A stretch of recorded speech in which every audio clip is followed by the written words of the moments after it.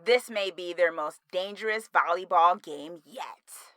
Yes, volleyball. Netflix's Girls with Balls movie review.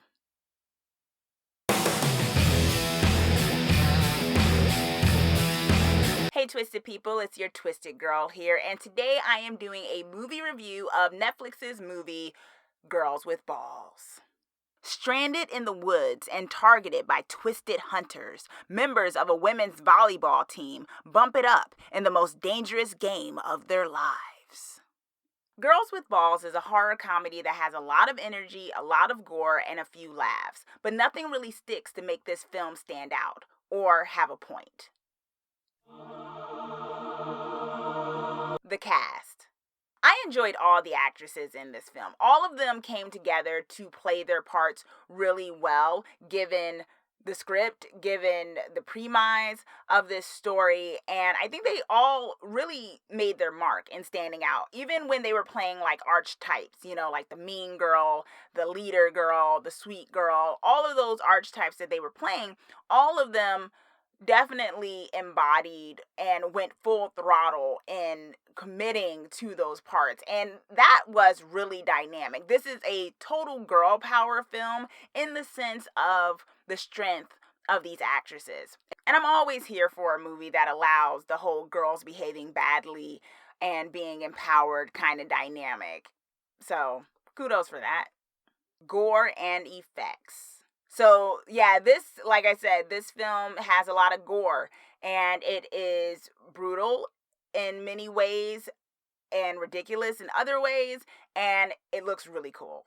So, yes, and that makes sense because of, I think, some of the people who are involved in the film are known for effects and makeup, and so that really works. There are moments like with some of the blood splattering and some of the, shots that happen. It really just is a thing of beauty in a grotesque, violent sort of way, but it really works. And if nothing else, it looks really pretty.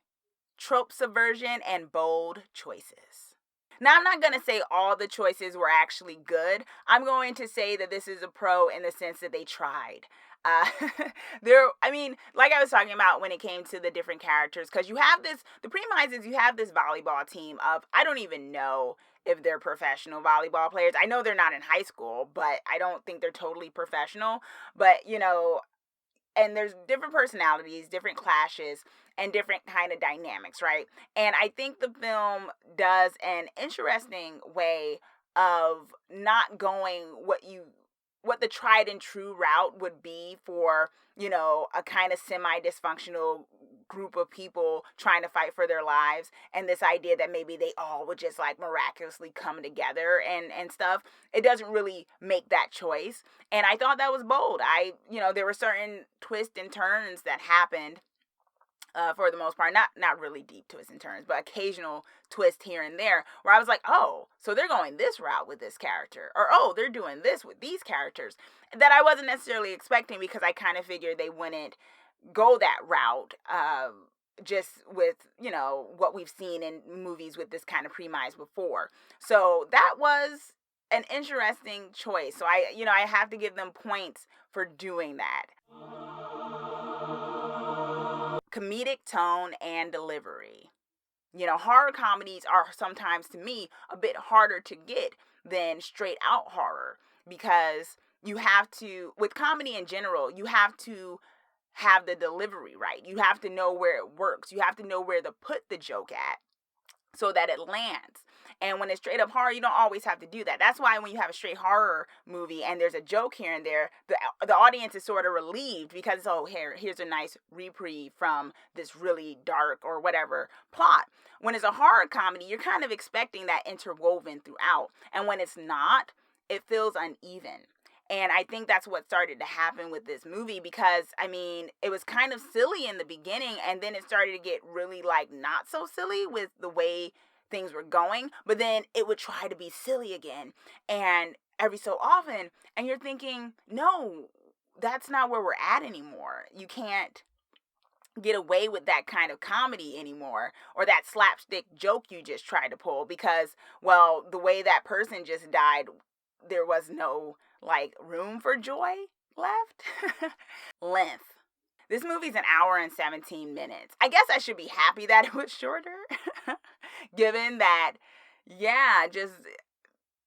some things just didn't work. So maybe it's a good thing I didn't have to go through it for like almost a whole hour and a half, that it kind of fell short. But I think also because it was so short, that maybe had it been longer, they could have developed some of that a bit more, or maybe gave more space to have a little bit more of an even delivery of the comedy plus the horror. So yeah, hour and 17 minutes wasn't enough necessarily. The dubbed translation. So maybe this is just more so my own fault that I watched the dub version. FYI, this is a French film in the sense, they're the original language of this film, it's French. But they didn't line it up right. So I'm listening to the dub, and I'm looking at the caption, and the caption script is actually better at times than the dub, which is probably a prevalent thing, right? I don't mind when voices sound different. I'm not that person. I know if you're an anime lover, sometimes, people tell you don't watch the dub and stuff like that. I don't mind that stuff. What I mind is when the script is totally changed during the dub versus what was originally supposed to be conveyed. And they did that a lot in this movie. So I guess this is more an FYI and a calm in the sense of why not just keep like what it was originally being said, because when I would look down at the caption, that some of those things made more sense, or they landed better. I was like, oh, okay, so that's a better line. That works. What they just said didn't.